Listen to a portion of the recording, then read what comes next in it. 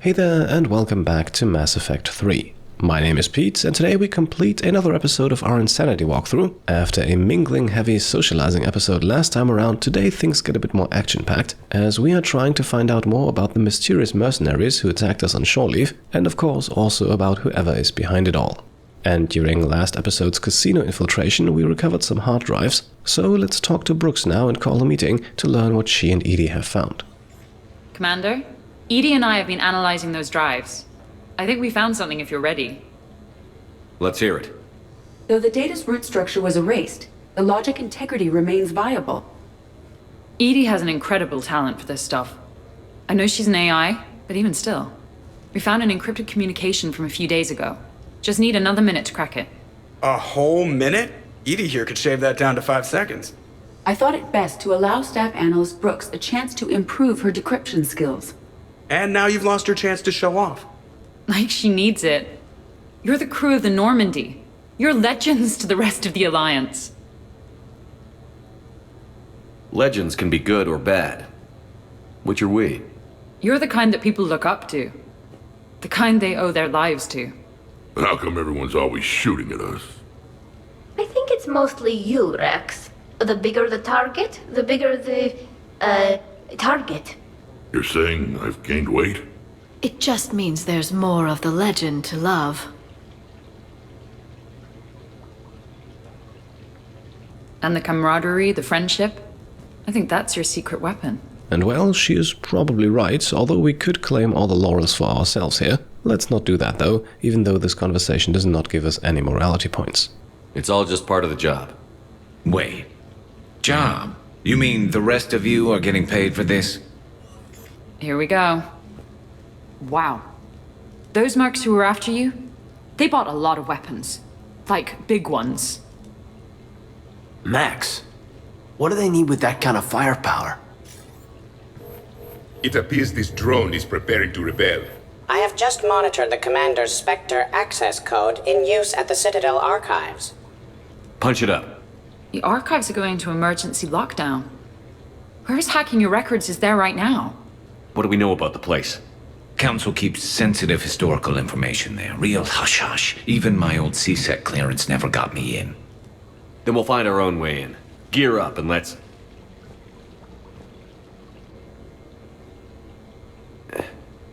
What's with the Volas? Oh, pizza delivery guy. I got the munchies. Double pepperoni. These archives are huge. You'll have a lot of ground to cover. Shame you can't bring everyone. Who says we can't? All hands on deck for this one. Hell yeah. But, who gets to take point with you?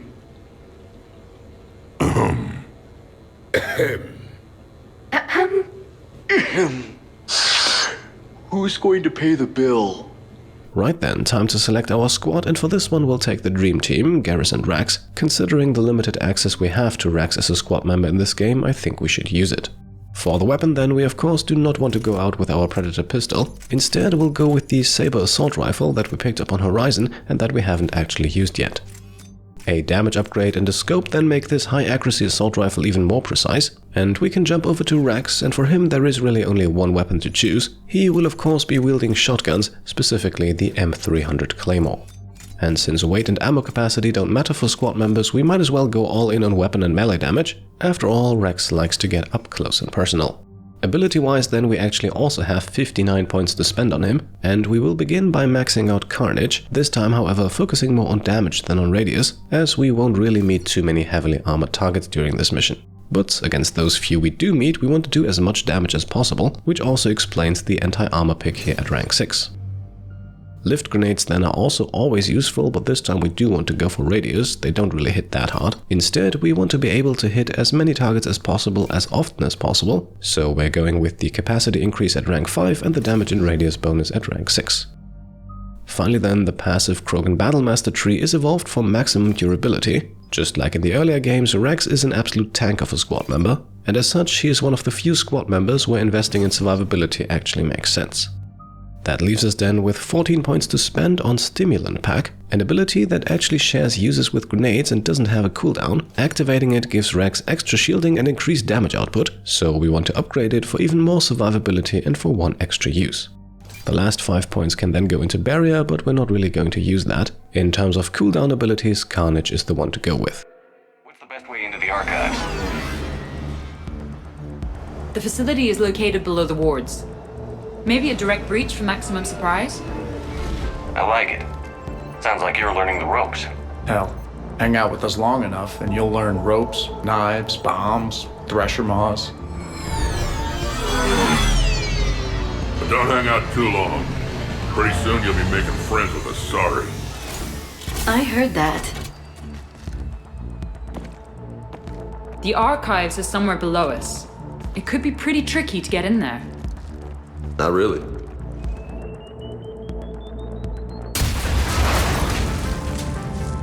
Krogan first. See you at the party, princesses.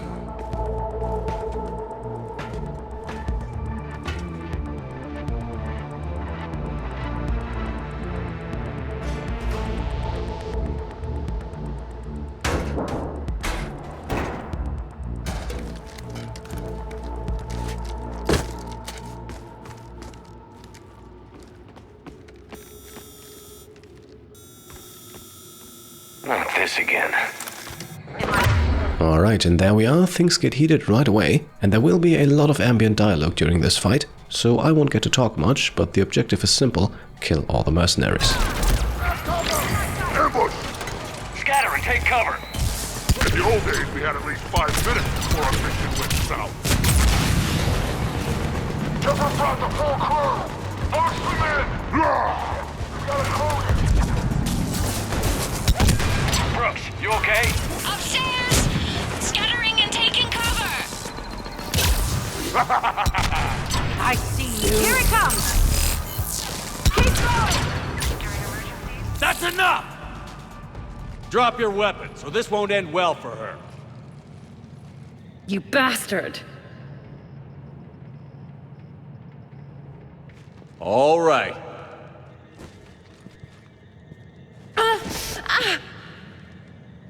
Whatever you think you're getting away with, there's nowhere you can run, nowhere you can hide where we can't find you. Hide?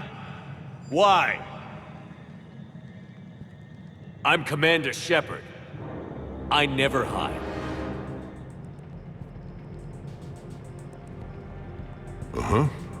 So that's how it's gonna be.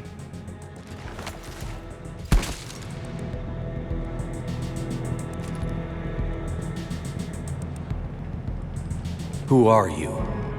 You weren't the only Shepard that Cerberus brought back to life. But at least one of us will finally do something with it. Where did you come from? The same DNA as you. A clone. Cerberus spared no expense resurrecting you. With me, I was created for spare parts, in case you needed another arm, or a heart, or a lung. Where have you been this whole time? In a coma, until I woke up 6 months ago. While you were in a jail cell on Earth, I was learning to be human. Amazing what a person can do with enough neural implants. Right, so I guess raise your hand if you saw this coming. Yes, it looks like we have our very own evil clone, one of the few circumstances where I think the renegade option is more than appropriate, so let's go with that one. I don't care who you claim to be. The role of Commander Shepard's already filled. By the wrong man. It's time the understudy had his day. Did the elusive man send you? No. He abandoned me when he had what he wanted. You. Then why try to kill us? Because I don't have his memories. I'd never fool my supposed friends. The ones who abandoned their duty to join the cult of Shepard. Like you, Garrus Vicarian. You're nothing more than a burnt-out cop past his prime. And you're just a pale imitation of the real thing. I'm the real thing perfected. I'm you without the wear and tear, Shepard. The doubts, failures. I'm the lone wolf you were always meant to be. Without the emotional baggage holding me back. No one will ever believe you're Shepard. They will when I'm flying his ship. This is Shepard. Initiate Normandy lockdown. Transmitting command codes now.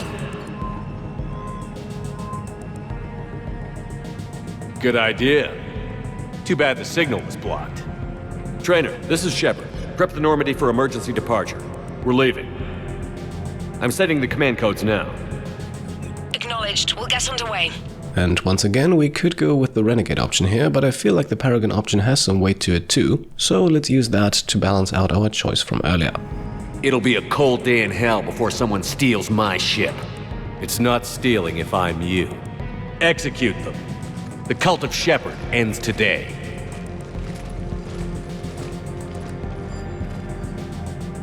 And with the Renegade interrupt here, we can begin the next fight, and it is going to be as voice line heavy as the first one.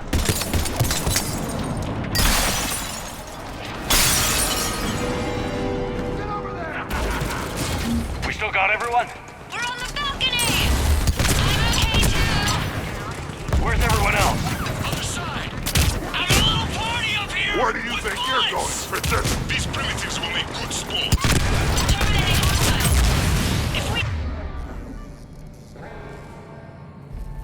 go down, at least we go down together! A big happy ass kicking family! Shepard, you mess with me! You see that shot, Brooks? That's how legends do it! If I wasn't covering my eyes, I'd be impressed. Uncle Erdnot has a present for you! All right, Uncle Erdnot is back in town, and he brought the food. Is that a catchphrase or something, Rex? Thought I'd try it out. See what you think. That had to hurt. Rapier squad, orders are to kill the other Shepard's crew. No messing around this time. They got a crew. Why don't we have a crew here? Wouldn't want to be you. Now who's the death?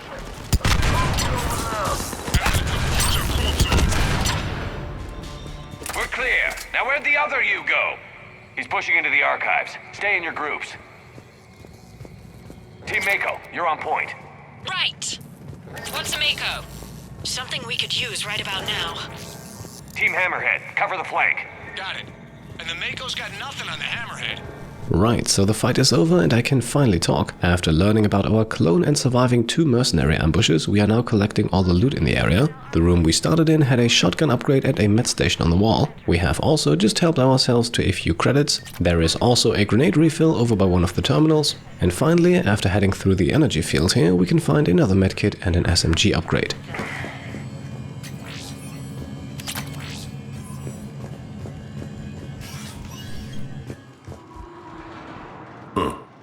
Big place. Shepard, what do you think your clone is looking for in here? At this point, anything's possible. You mean like strolling along and bumping into your clone? I don't want to talk about it. Right. At least not until we've all had a stiff drink. How are we gonna find anything in this place? Glyph, Yes, Commander. track the target. Give me updates on its location. What is the nature of the target? He looks like me. Then I have found the target. No, Glyph. It's another me. Now get going. At once, Commander. And just like that, we're heading deeper and deeper into the archives, closely followed by the rest of our squad, and of course the mercenaries too. There they are! The other Shepard's still alive! Take him down. I need more time to find the vault. This time though, we are only ambushed by 2 enemies, and a few precision shots from our Saber assault rifle make quick work of them. Shepard, step onto that platform, and we can lower you from here.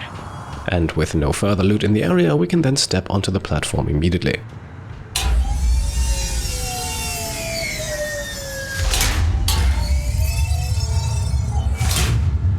Now if you get into the vault, we can move you across. And inside of that vault, you'll quickly notice a peculiar weapon, one that we will actually pick up and equip in just a second. Check this out. Says this gun was part of the First Contact War. Year 2157. First time my people met yours, Shepard. Naturally, bullets were involved. Data uploaded. Research alcoves. Commander, the other you is searching for something 200 meters ahead. Got it. Fighting your own clone. Pretty crazy, even by our standards. But useful. If there is a task you don't wish to do, Commander, let them handle it. So, like a personal butler? I don't want to talk about it. Right. So let your clone do it. Right, and after a bit more mockery by our squad members, we can now finally pick up the M7 Lancer. You might remember this weapon, both from look and name from the very first game. It is described here as a collector's item using the old heat generation mechanic from Mass Effect 1, and you can actually see what that means both by the ammo capacity bar as well as in the lower left corner. This weapon does not actually need ammunition. Instead, just like in Mass Effect 1, the weapon builds up heat, represented here by 38 rounds, but as soon as we stop firing, the weapon will cool off and our ammo, if you will automatically recharge. We'll get a chance to see what that looks like in action in just a second. As we come around the corner here, we have more enemies waiting for us. Dagger squad, I need more time to reach the vault. Keep Shepard off my back or I'll have your head. The other Shepard sounds like a real asshole. I'd quit if he was my commander. We're over here, Shepard. We'll hit them from this side. Maybe we could circle around them on the tube.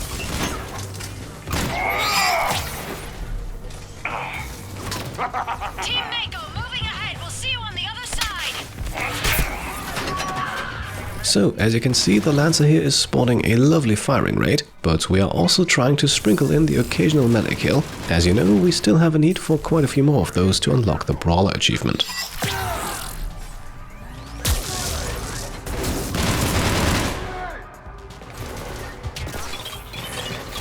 As expected, Rex is also doing a great job wreaking havoc. Although we don't want to rush through this fight too quickly, most of the enemies use their jetpacks to drop in rather suddenly, and so a few nasty surprises are definitely possible.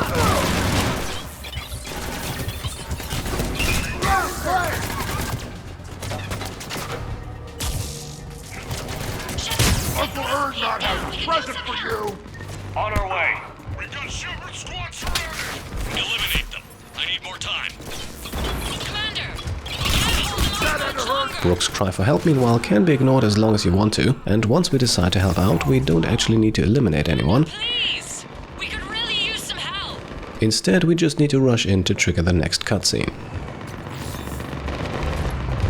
Commander, we can't hold them off much longer.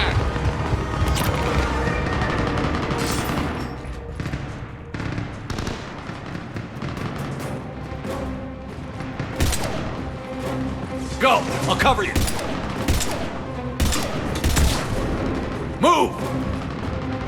Now they're just fighting dirty. This is Shepard! We need...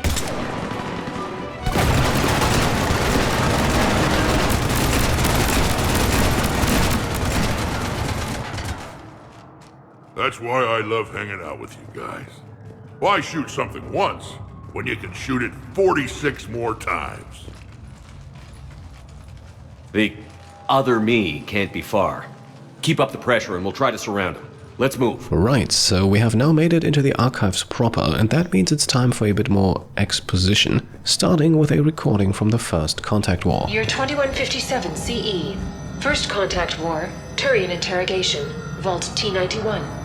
Sir, we captured this human in the occupation of Shang-Chi. A human? You're the first I've met. And you're the first bird I've met. He was armed with this weapon, sir. How primitive. Your kind expects to win a war with this. A bullet is a bullet. You have so much to learn. And when we conquer your Earth, I look forward to teaching you. And yes, the archives hold quite a few of these recordings, and we will watch them all in true completionist fashion. Don't worry though, the mercs will interrupt us soon enough. Can you imagine the history in this place? Must stretch back thousands of years. I just wonder what the other me is looking for in here. Year 700 CE. Krogan Rebellions. Attack on Council. Vault K306. This is the only visual record of Krogan Overlord Krennic's attack on the Council. Audio follows. I've heard enough. If the Krogan hadn't taken on the Rachni, you would all be at their mercy. You won't give us what we deserve, and so you force us to take it. We will never leave the planet of Lucia, no matter how much the Asari cry. Ambassador Krennic, you only weaken your case with this show of violence. Wrong, Solarian. Now our case is finally strong. Negotiations are over. Alright, and with the chamber on the other side empty, we can turn straight to the left and catch a mercenary, and well, chances are that there's more than one.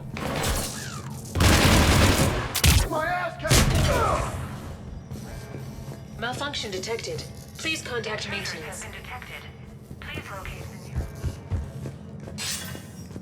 This is Hammerhead! Enemies ahead, Shepard! Get their attention! They still got the Krogan. Someone kill them. Someone can try. Right, so this next area is a bit more open and we actually have enemies on our level as well as the one above us. The ones above are snipers and can easily be overlooked, but their presence definitely makes carefully moving from cover to cover the recommended strategy. Thankfully, as you can see, they do have a tendency to actually leave the high ground and drop down to us, at which point they are a bit easier to eliminate despite all their cloaking abilities.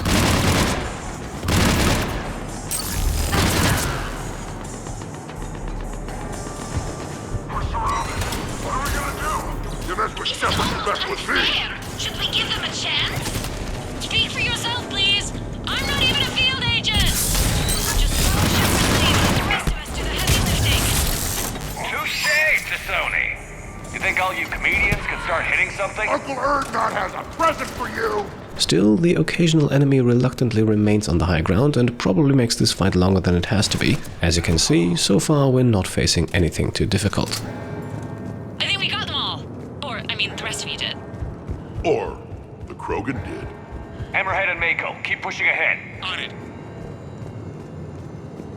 Year 1896 CE. Removal of illegal AIs. Vault C940. These are the last of the AIs on the Citadel. This termination action is unlawful. Why do you continue when our appeal has not yet been heard? Keep quiet. You know that the Council will never overturn its own edict. Standing by for your go, sir. Do not terminate us. Go. Following this recording then, we have actually done everything we can in this room. The next recording exhibit is once again empty. There are also no further upgrades or credits to be grabbed, and so we can now head down the stairs and into the next area. Attention all personnel. Emergency lockdown initiated.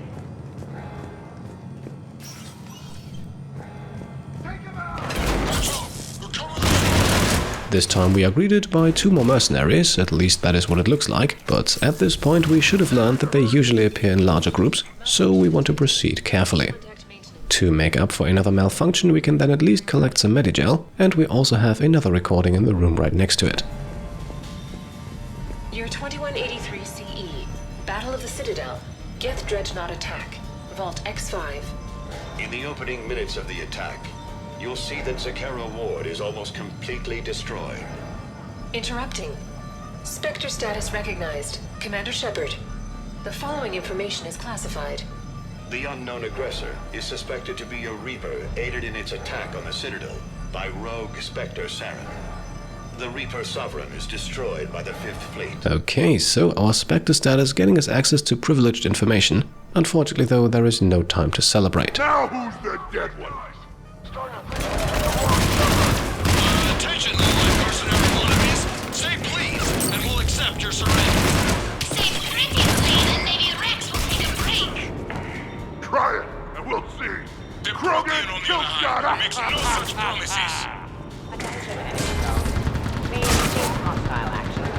I believe we could benefit from a mutual exchange of data. Additionally, the term floating butler does not encompass all of my primary I hope to possess combat capabilities like yourself. Yes, and we even have Glyph participating in the trash talk, even though the drone is not really helping out in the actual firefight. Commander, I have cataloged 18 previously unknown historical events. Where's the target, Glyph? He is searching for a secret vault. He did not wish to be disturbed. What? I thought he was you. Go find him again. Stupid machine. And yes, Javik's frustration here is somewhat understandable, I think, but at least we can help ourselves to more credits and loot, and we can also add to the somewhat humorous tone of this mission and the entire DLC for that matter with a small Easter egg, because if we head over to the crates in the corner here and take a closer look behind the large one, then you can see a neatly wrapped present right behind it. And no, there is no further deeper meaning to this, at least not as far as I'm aware. This was simply placed here for the pleasure of those players thorough enough to find it. And speaking of being thorough, as we follow Glyph into the next area here, there is another item of interest that you are very likely going to miss unless you look very closely. It is a medkit, once again hidden behind some crates. Atlas on the walkway!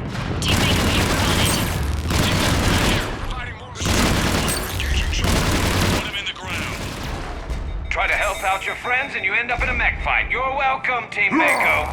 Thanks, guys. Good luck. Right, so we're fighting a mech, nothing that we haven't done before. You can also see what happens here if the Lancer actually overheats, and it does in fact take a few seconds for it to be usable again, so this is generally something you want to avoid.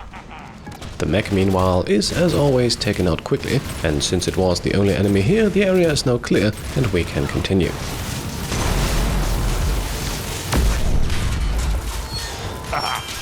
Love watching those things explode. We can collect another medkit in the corner here and then it's back up onto the walkway, although we don't have too much time to catch our breath as the next fight is just around the corner. Commander, a large contingent of soldiers calling themselves Razor Squad is just ahead. They wish to inflict bodily harm on you. Also, I discovered an L-Core mating token called 347B.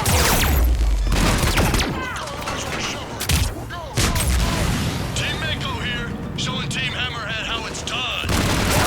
Here, only because you're copying us. Mako here. If we were, we wouldn't be with hitting Shepard, you anything. mess with me! This is Team Proof. I have a higher body count than all of you combined. Attention, enemy soldier. Why do you persist in fighting? The Alliance offers Razor Squad has arrived! Let's finish this! I have a present for you! Maybe start hitting something for a change. I guess look at this around here. I thought pulling bankers tougher than this! That had to hurt!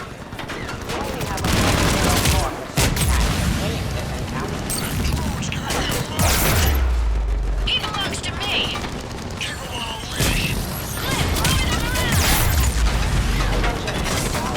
Your life is Now who's the dead one?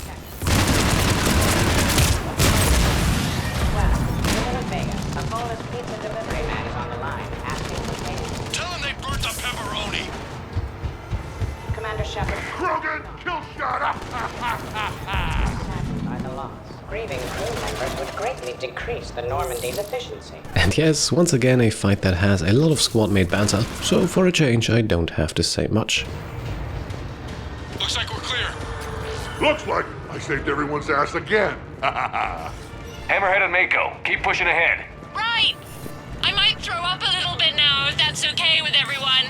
And just like that, we're done here. This can absolutely be one of the tougher fights in the mission, but if you stay on the high ground, it should be manageable. Commander, the other you wishes to pass on a message. Shepard, save yourself the trouble. Once I have what I came here for, you won't matter anymore. Now go, drone. Deliver it. Right, and before we continue hunting our clone, there is another historical recording to look at. Year 710 CE. Krogan genophage. Deployment. Vault T-101. We have our orders. Release of the genophage against the Krogan has been authorized. Not by my government. Your government invented it. What good is a weapon if you don't use it? Sergeant Tavis, restrain him. Are we sure of our orders, sir? This is genocide. Sergeant Hout, restrain them both. I'll press the button myself. One day, Solarian, you will thank us. Dispersal commencing. Right, so I'd have to say this is some pretty important context for the whole genophage thing. Having dispersed the cure though, I don't think it will matter much in the future, that is, if there is one. Either way, after grabbing some more credits here, you can already hear fighting in the background, although this time around it's just a single enemy, a lovely target for another melee kill. The next person who says that is fired. With the area then cleared, we can help ourselves to some more loot, a sniper rifle upgrade and an assault rifle upgrade, and then we can watch a recording of the birth hour of the Spectre program. Year 693 CE. First Spectre. Below Gear J recruitment. Vault S1. Below Gear J, you are accused of using 30 civilians as bait to flush out and assassinate your target. I knew they'd survive. Probably. You're being released. The Council wants you to implement a new special tactics and reconnaissance group. Desk job? No, thank you. This is no desk job. Spectres will be the best of the best. They will operate with impunity and answer only to the Council. You will be the first. Now that sounds like the best job offer in the galaxy. Count me in. Alright, and now we also know who the first Spectre was. It appears the other commander has a bad temper. Collateral damage does not concern him. And after getting screwed over a bit by the cover system, we do eventually make it into safety. Glyph's voice line here was the trigger for 2 more enemies to appear, but they are just the regular Cat 6 specialists, so basically the troopers, and as such, it doesn't take long for them to be eliminated. A pity these scientists perished. I would like to have discussed the Elcor mating totem with them. Here, unknown. Origin, Earth. Early religious artifact, Vault E28. And while it sounds like Glyph is enjoying himself very much in the archives, we also have another very interesting recording here. If you stand too close, you can only see flashes of light, but there is something more to it, which is only visible if we move a bit further away. Over here should be good, and once again it is only visible in flashes, but it is very much visible and it looks mysteriously like the Ark of the Covenant, at least like the depiction used in the Indiana Jones movie. Team Hammerhead, we're headed to the next level. What's your location? Hammerhead, do you copy? Well, looks like Hammerhead does not copy, which is a bit concerning. There's Team Mako. We'll try to clear a path, Commander. Hammerhead's gone ahead. Right, so this next fight right here gives me a brief opportunity to talk about the Cat 6 Heavy, a heavily armored mercenary unit that also comes with a shield. And that shield is actually capable of blocking most damage as well as anti-armor abilities, which makes these heavies extremely difficult to take down. The trick is to hit them with anti-shield abilities like Energy Drain or Overload, as the shield seems to actually be energy-based and can therefore be destroyed like this, and will in the process also briefly electrocute and stagger the heavy. Where do you think you're going, Princess? We see the clone, Shepard. Mako going in. And yes, there are also a couple of snipers in the area, very easy to overlook once they enter stealth mode, but as you can see, once detected, not too difficult to take out.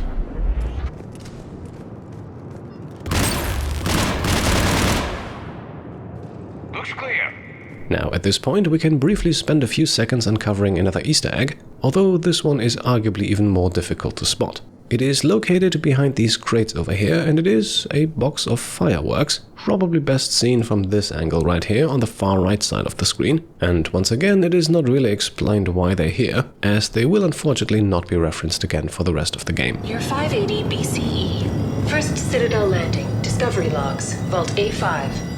Approach of the mysterious space station has been uneventful. Pray Goddess it remains so. We humbly take this step for all Asari, the destiny of our people forever altered. These creatures that greet us seem harmless but unable to communicate. Preliminary observation suggests that their role seems to be that of some sort of guardian. We will begin our exploration. And this confirms what we already know. The Keepers are much older than any of the current races in the galaxy. We learned from Vigil on Ilos that they were created or even enslaved by the Reapers themselves. Attention all personnel. Emergency lock. Team Mako, we're coming up behind. What's your status? We're under! Mako, where are you? So, looks like communications are breaking off, but we still want to take some time to look at a most personal recording. Year 2183 CE. First Human Spectre deliberations. Vault SH1. Commander Shepard's recent accomplishments are not in question. It's his background that the Council has no knowledge of. Shepard was born on Earth and orphaned at an early age. He managed to survive on the streets until he was able to enlist at 18. Anything from Shepard's military record that you'd like to call out? Early in his career, Shepard alone survived a Thresher Maw attack that took down his entire unit.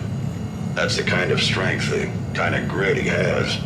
Thank you for your presentation, and to all who spoke. The Council will render their decision on the suitability of Commander Shepard as Spectre within the day. Alright, and well, we know what happened afterwards. If only we didn't have someone currently trying to steal our spot. Commander, do you copy? What's your status? The other U is jamming our radios. Hammerhead and Mako are trying to get ahead and cut him off. But I've been hit and need help. Please, hurry. Alright, so the situation seems to be escalating. Once again though, we have one more Easter egg to discover before we continue onwards. It can be found, once again, behind some crates, and it is yet another neatly wrapped present. And no, sadly, we do not unlock an achievement for discovering all of these, even though the Citadel DLC has a few unique ones. But more on that in the next episode. For now, let's help out Brooks.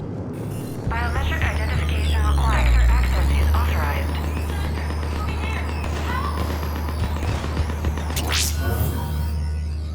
That can't be good. Brooks, the vault sealed us in. Is there an override? I'm not seeing one. Cortez? Brooks? Do you read me? Is anyone on this frequency? The short answer is no. They're not.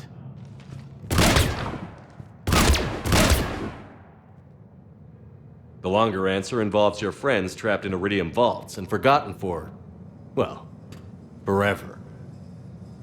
Others know about this. About you. The Alliance will stop you. What do you think, Staff Analyst Brooks? Will the Alliance stop us? I wouldn't know. I don't actually work for them. Alright, and before we get to one of my favorite morality choices in the entire franchise, we can ask a few questions. Let's learn a bit more about Brooks, or whoever she is, and the motives for her betrayal. What was the point of it all? All we really wanted was your Spectre code. I got Shepard. Spectre access accepted. But then you survived the hit and insisted on bringing your damned Asari into it. So I had to tie up loose ends. The arms dealer. Elijah, it's me. We need to talk. What the hell's going on? I swear if those guns get tracked back to me... They won't. But then your sex bot just had to go and recover the data. So here we are, forced to contain the situation.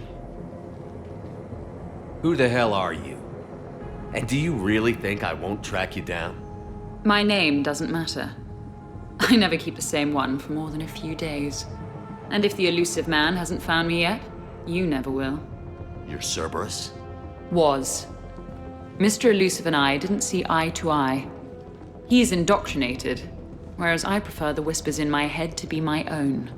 Why not come to me? We could have worked together. In a way, we did. I'm the one who put together all those dossiers on your suicide mission. The Collector base? There was the Solarian Doctor, the Asari Justicar, the Turian. Nice to have finally met you, Archangel. Charmed. They were all mistakes. We were a pro-human group who started looking to aliens for help. So I bided my time. And when I found another you who agreed, I woke him up. Alright, so Paragon or Renegade, that's the big question now. And once again, I think we can make an exception and go Renegade here, which also unlocks 2 very entertaining Renegade interrupts in just a few seconds. The minute. The second I get out of here, I'm gonna take your head and mount it in the Normandy CIC. Then I'm gonna mount his head next to yours. Then I'm gonna take both of your heads and space them out the airlock. Not before I've ground their skulls to dust. That sounds very dramatic. And if someone like, say, Commander Shepard made the threat, I'd be worried. But you're not Shepard. Not anymore. You had Miranda. I have her. Mine has more bite. It was fun while it lasted. What are you doing? Setting things right. Remember this? You are the first human Spectre, Commander. This is a great accomplishment for you and your entire species. Except somewhere along the way, you forgot about your entire species. You've saved more alien lives than you have human. This time though, we are then going Paragon again. So far in this playthrough, it has not mattered to us who we saved, a topic that we did already explore back in Mass Effect 2 as well. I don't care what species they are.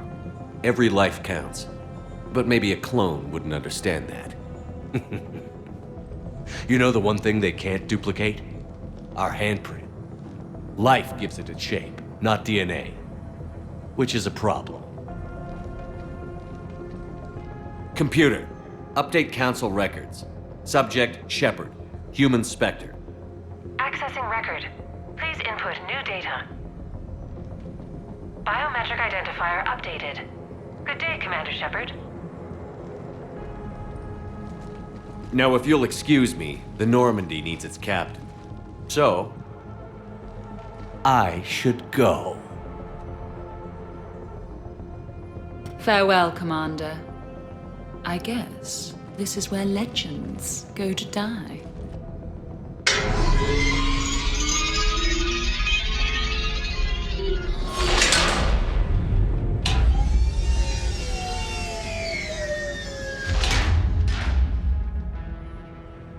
Refresh my memory.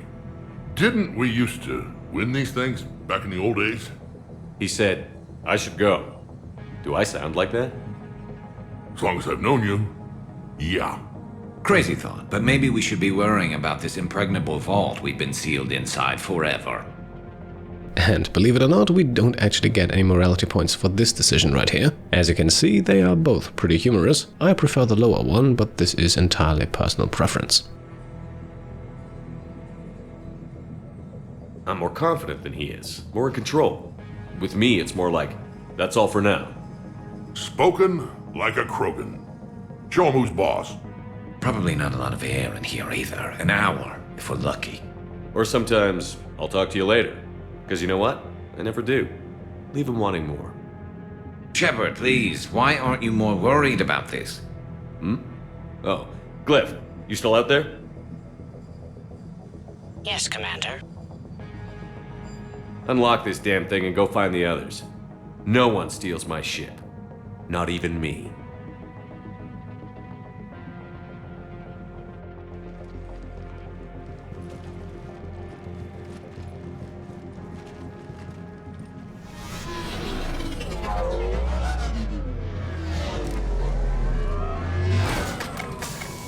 I've got room for Shepard +2, and figure it out fast because the other Shepard is stealing my ship. Alright, and with the team player achievement unlocked, we're back to squad selection, and this time we're taking Rex and Edie. As an integral part of the Normandy, I just think it makes sense to bring her, not to mention that she gets a brief but unique scene in just a moment. What? I was hoping to come. I hear ya. Never seem to get picked. Joker will come back for you. I promise.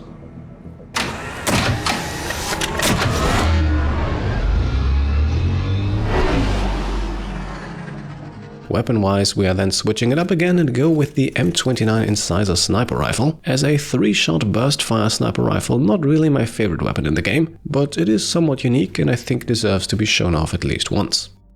Upgrades then are the usual damage and more damage. Loadouts and powers for our squad members meanwhile remain unchanged. This is why I hate Shorely. I swear you parked the ship for 5 minutes. Can you contact Citadel Flight Control and get them to deny the departure request? Tried. All the comm lines in the area are jammed, probably to make it easier for them to steal my ship. We'll stop them. Shepard, your clone has entered the ship and is attempting to... She's supposed to do that? I'm okay. Really?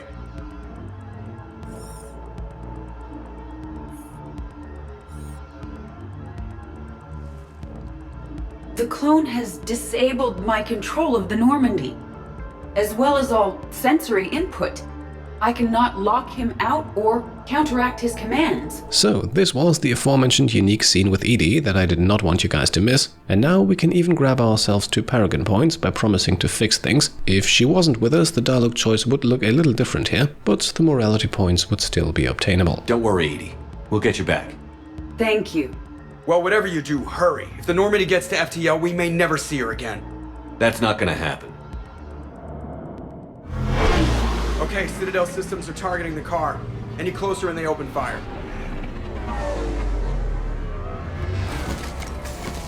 Get back and pick up the others, ASAP. Right, they can't have gotten far. Unless they called a cab or something.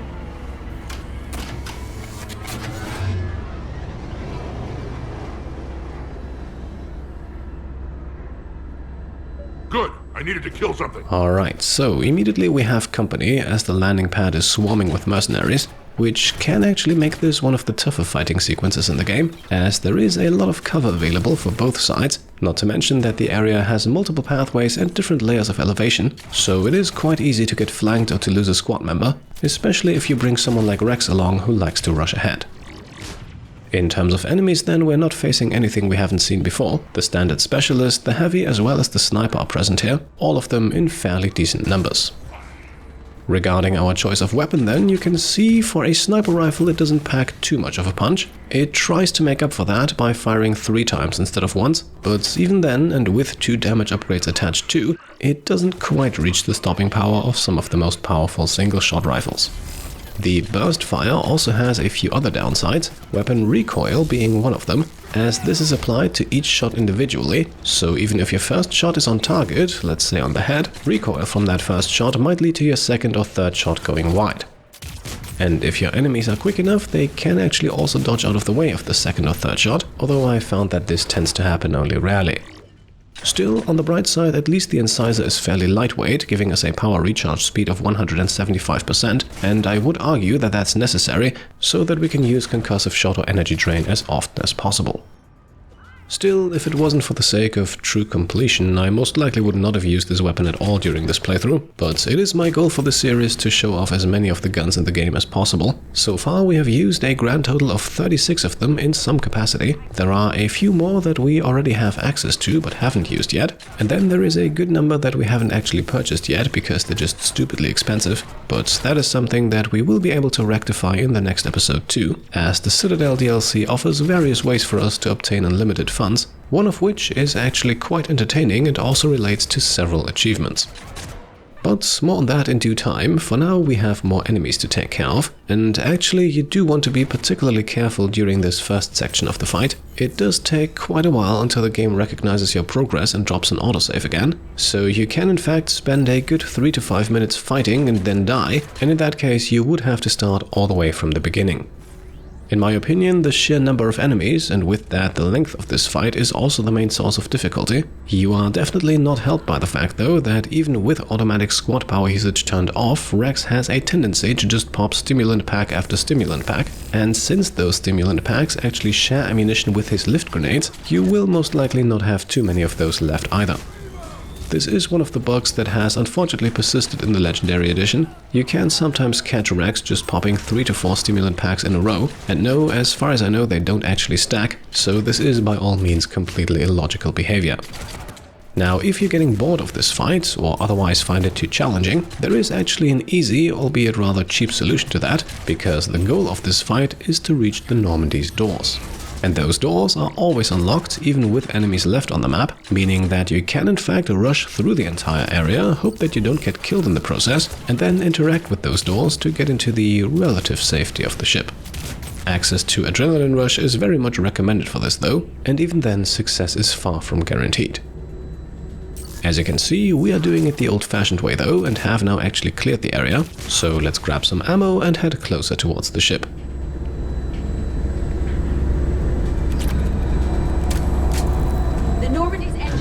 Online. They are preparing to depart.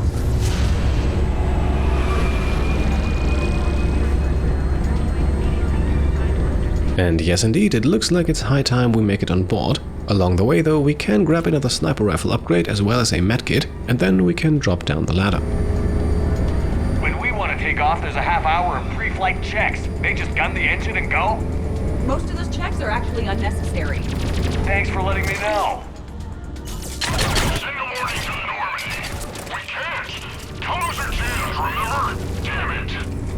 Alright, so we're facing a bit more enemy resistance here, but not as numerous as earlier. There is also another upgrade and a medkit on the boxes here that we don't want to miss, and then we can focus on eliminating all remaining hostiles. By the way, no matter how long you actually take for this fight, the Normandy is not going anywhere, so there is no need to rush things or to expose yourself to unnecessary danger. However, with this group here consisting entirely of Cat 6 specialists, the weakest of the mercenary units, the risk of dying in this last stretch of the fight is relatively small. Eventually then, the area is cleared and we can finally board our ship. Let's move! I didn't come this far just to watch the Normandy leave.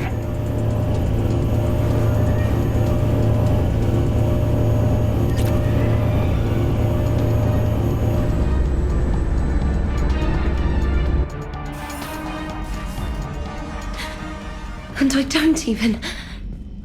Wait. What?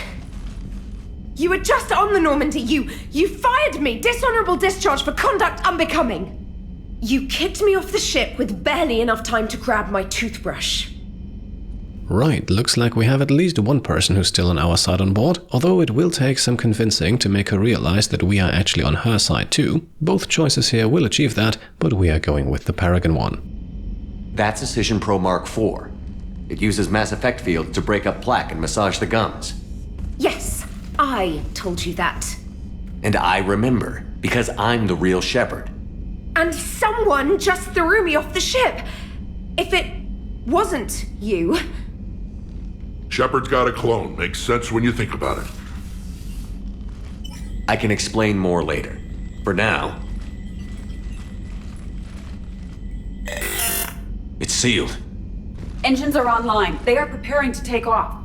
Is there anyone still aboard who can help us? No, I was only there because I helped with the Normandy retrofits back on Earth. Everyone else is on shore leave. 2 more Paragon points can then be obtained by asking Trainer to help us, although she will do so regardless of the dialogue choice that is picked here. Okay, you know this ship inside and out. Can you get me inside?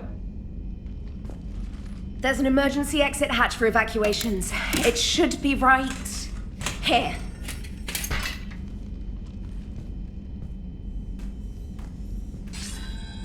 Manual lock, and it's only meant to be opened from the other side. Any ideas? Triggering it would require extremely precise Mass Effect field manipulation.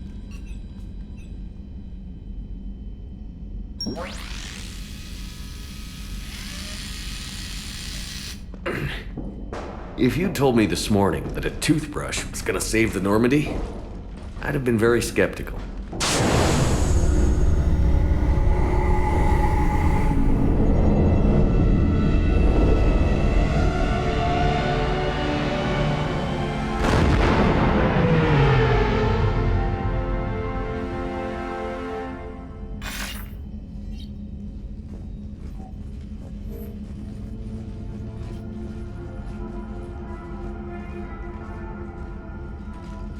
Sir, just before takeoff, Normandy registered a perimeter access alert. One of the security hatches. Him? Where? Unknown. When we shut down the AI, we disabled a lot of security systems. Shepard could be anywhere on the ship. Shepard is standing right in front of you. Are we clear? It's better this way. Wouldn't you rather take him down yourself?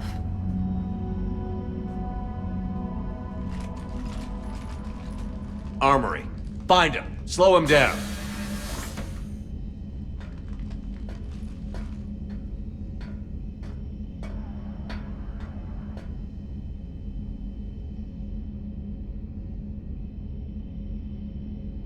Pretty sure we broke Trainer's toothbrush getting the hatch open. Remind me to reimburse her for that. Shepard? Later. Remind me later.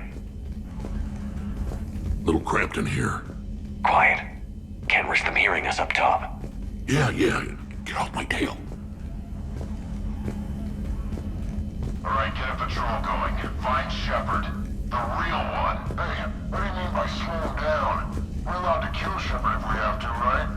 He said slow him down because he thinks we're cannon fodder. Oh, well, shit. Watch out, there he is, the CIC. Right, so this time it's our turn to ambush, and the ground we're fighting on is of course very much familiar. A few crates and boxes that are usually not here now provide adequate cover, and so it shouldn't be too difficult to clear the area. I always wanted to do this. You always wanted to have a firefight on the CIC of my ship? And it isn't even my birthday! Now, unfortunately, we are not fighting just the 3 enemies standing by the grate earlier. The mercenaries do have some reinforcements pop in, but most of them are just regular specialists, and you can usually trust Rex to pin down the few heavies that exist. By the way, just in case you're curious, no, we can unfortunately not take this fight through the rest of the Normandy. As much as Rex would probably love that, both the cockpit area as well as the room further in the back with the war asset terminal cannot be accessed at this time.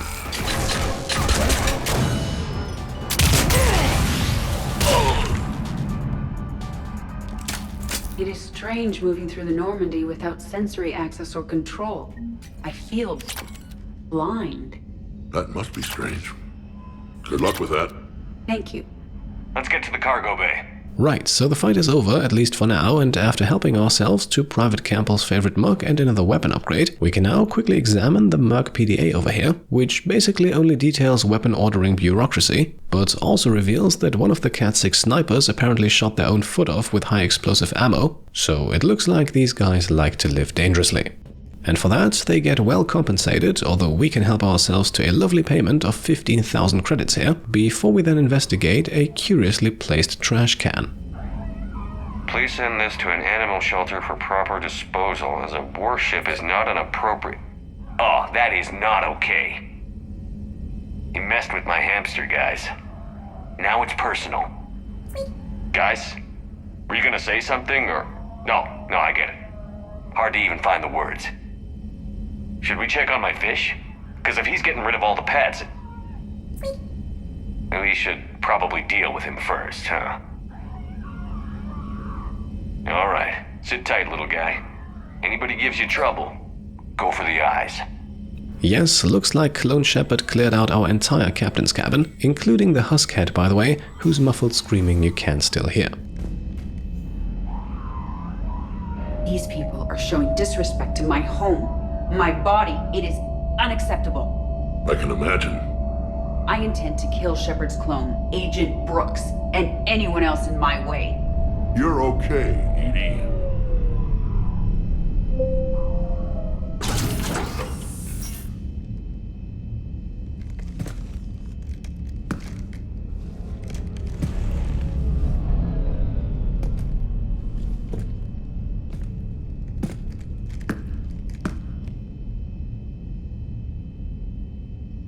Well, that's creepy.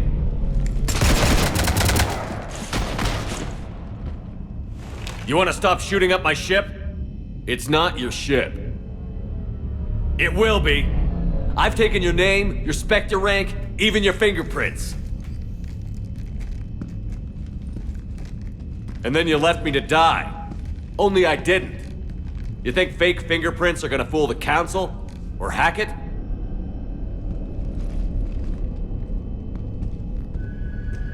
How's that big plan looking now?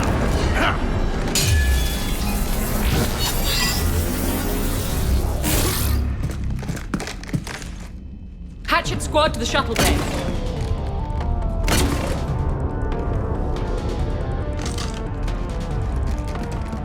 Right, so the interruption earlier earned us 5 renegade points, but unfortunately nothing else. The fight always plays out the same way from this point onwards. Now, aside from the usual barrage of mercenaries, we are now also fighting Brooks as well as Clone Shepard himself, with the latter being the main and technically also the only target deciding the outcome of this fight. Hey, Loco, you copy? Loco here. You cut through the jamming? We did. It was heavily defended, but we got through and disabled their tech. So, in theory, you can completely disregard any enemy in the area, including Brooks, although that is of course easier said than done. Now, regarding the overall mechanics of this fight, I'd like to direct your attention towards the upper right corner. Here you can see how much medigel our clone has left, and he starts with 5. Commander, the Normandy's prepping for a jump to FTL. Can you get to the cockpit, like, soon? Negative. I'm occupied in the shuttle bay. Roger that, Commander. We'll proceed with Plan B. Plan B? The hell is Plan B? And each time we reduce his armor, not his shields, down to about 1/3, he will use one. So ultimately, our goal is obviously to make him run out, but again, that is easier said than done with all that is going on. One very important thing to pay attention to, however, is to actually finish wearing the clone down. His shields tend to regenerate quite quickly, and there is nothing more frustrating than having to work through all of those protections again. Thankfully, or unfortunately, depending on how you want to look at it, the clone has a tendency to come close to you, and this behavior is in line with the weapon he carries, which does actually depend on the class that you play as. Our soldier class Shepard is facing a clone with the N7 Valkyrie assault rifle, a burst fire weapon best used at close to medium range. Commander Shepard! Are you kidding me? Conrad Werner is better at being me than you are. Moving in, Commander.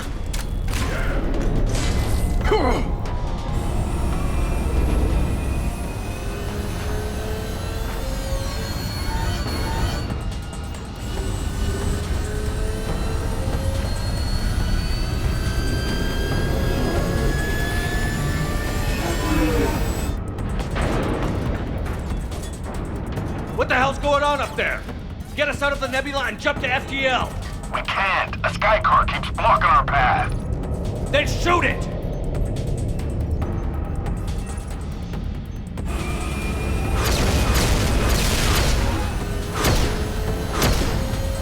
You need to stay within 30 degrees of the nose to block course plotting. That makes us a perfect target. No, that makes us the bait. Do you want me to drive? No.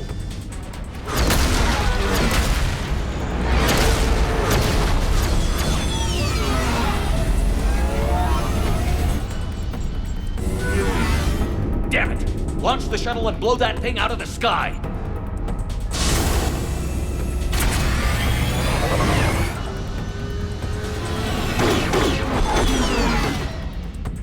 Be careful! The door is still unsecured! Now, regarding Brooks' loadout, she always comes equipped with the N7 Crusader shotgun. Once again, a powerful weapon that we have not actually spent money on yet, but like I said, she can and probably should be ignored for most parts of this fight. Not only does she have a tendency to use Tactical Cloak to vanish once her shields are down, but even if you manage to down her for good, she will simply come back at full health after some time has passed, or alternatively whenever the clone uses Medigel.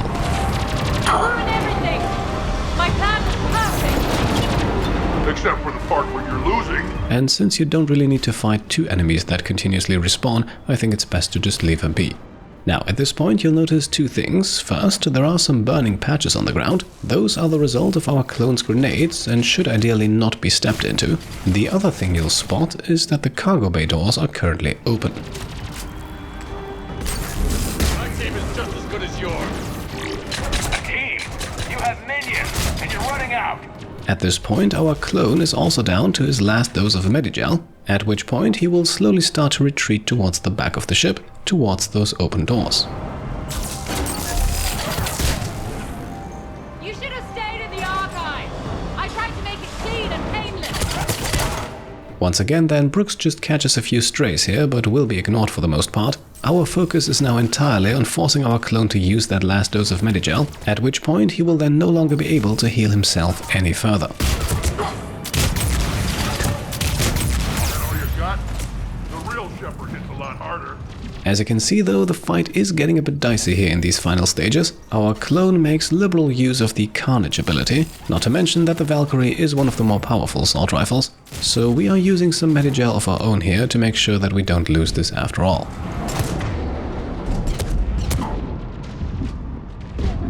I can win this! All you have are the vain hopes of others!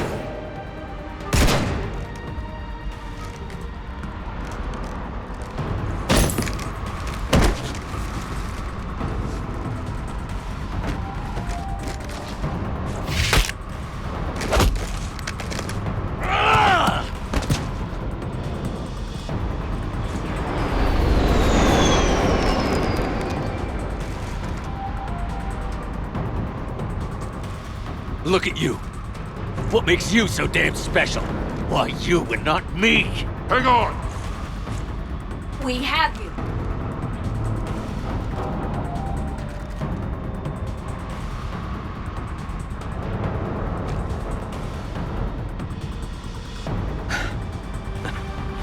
Thanks. What about this pie jam? Alright, now the Paragon choice here would obviously be to save the clone. However, in light of everything that has happened, I think it would be appropriate even for a Paragon Shepard to pick the Renegade option here. So that's what we'll do. Don't worry though, the result will always be the same. You. Get off my ship.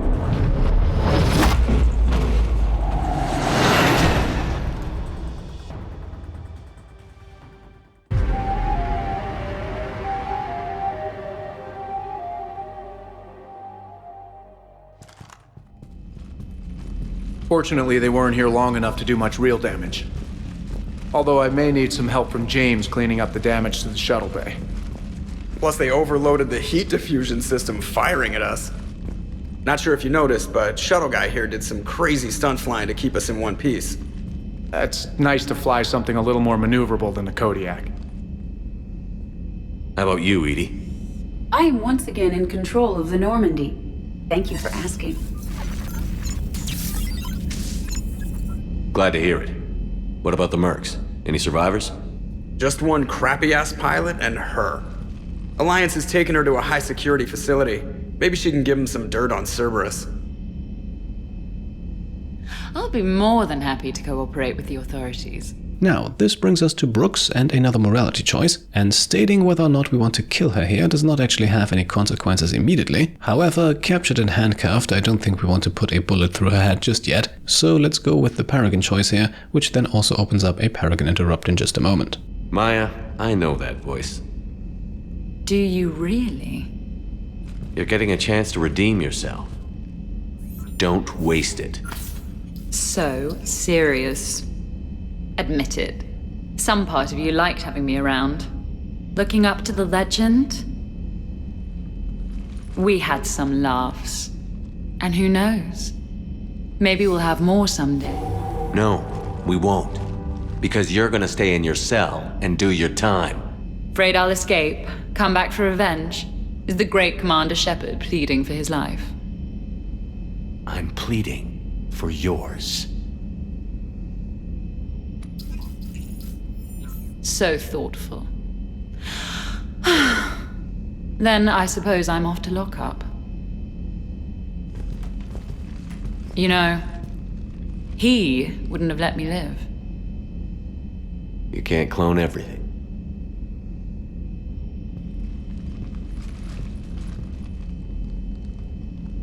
In the old days, we've just shot her. Good times.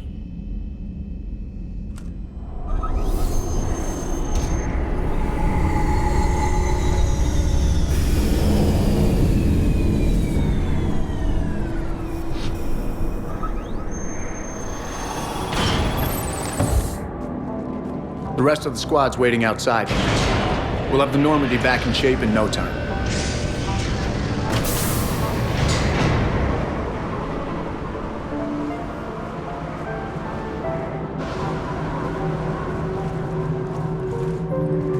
Appreciate it. Is shore leave always like this? Come on. Maybe we can take some actual time off. No explosions or anything. Just us.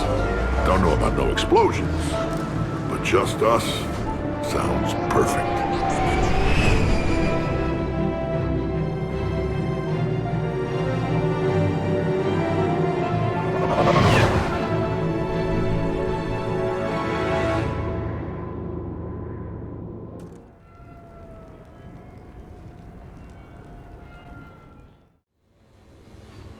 So, after a hard day spent fighting an evil clone, you know what comes next.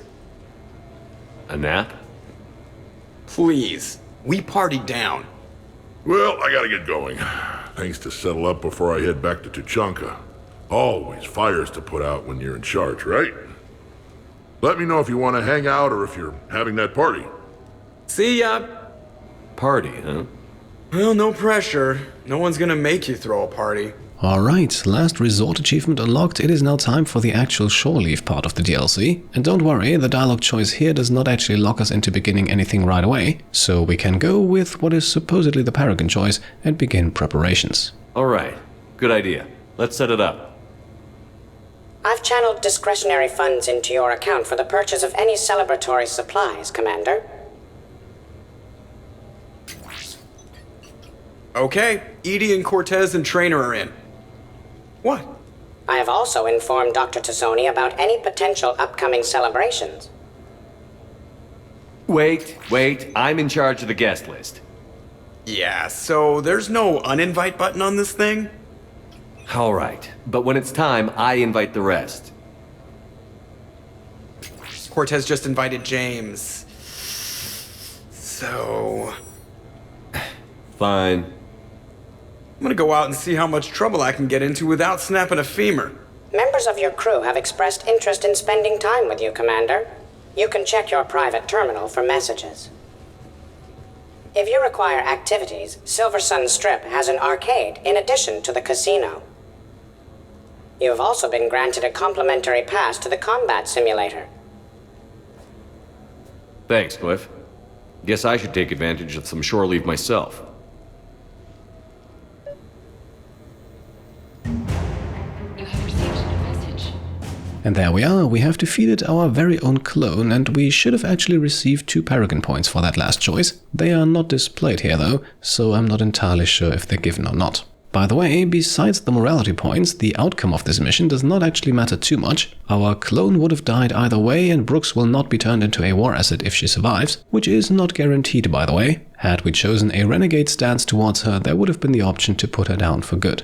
Now, at this point, those of you vaguely familiar with this DLC might think that we have a party coming up next time. However, we have also just received a bunch of messages from squad members who would like to meet with us individually. Not to mention that, as Glyph has said, the Silver Sun Strip is now also completely accessible to us, and there are quite a few activities waiting for us there, enough actually to fill at least one entire episode. So next time we'll explore the strip and have a few memorable interactions with our crew, and then we can finally wrap up the DLC with a big party, and eventually move on into the much less lighthearted finale of the game as a whole. For today though, let's make the cut right here. As always, I hope you enjoyed the video, and if you did, then I would be very happy if you could leave a thumbs up. If you like what I'm doing and want to support me and my channel further, then you can go ahead and subscribe to stay up to date, grab some merch over on shop.petecomplete.com, or check out and maybe even pledge to the Pete Complete Patreon. Thank you all for watching, and I'll see you next time. Cheers.